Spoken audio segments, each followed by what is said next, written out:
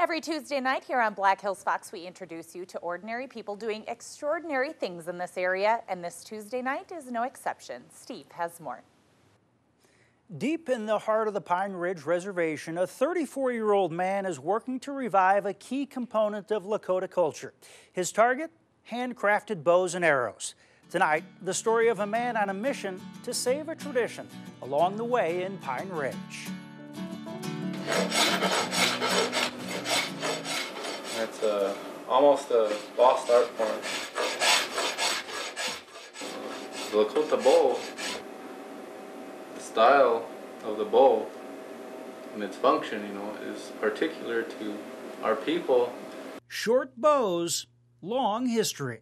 Very practical on a horse because they're short, so you could shoot, all positions, hanging off a horse, spinning around. But Richard Gallego has not always been a bow maker.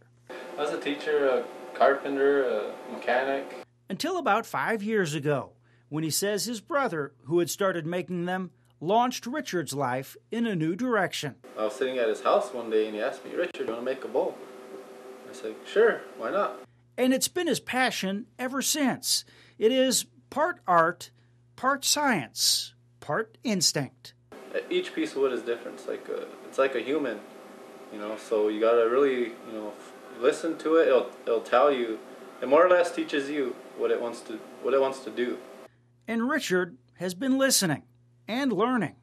We would cut a small sapling down, no bigger than a man's arm.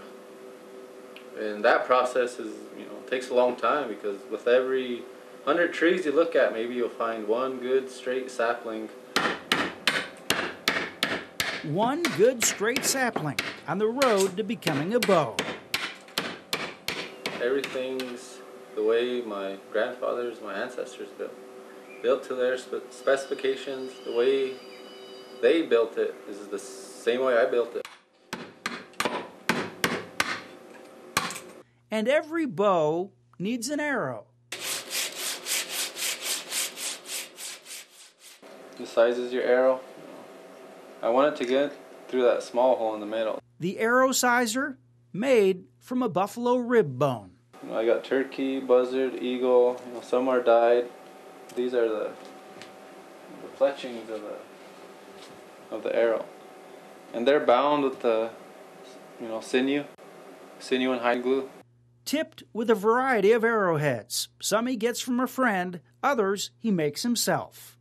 These three here are made from buffalo bone, the leg bone of the buffalo. Focusing on his craft, which is also now his income. And I'll get, orders from overseas. A lot of times they want replicas of old bows. So I'll make replicas, whatever they want. Making what his ancestors made, the way they made them. Get it out there to the youth, which I have. Right now I'm traveling around to different reservations and, teaching people how to make this style of bow. Shaving days off the past and passing a tradition on to the future.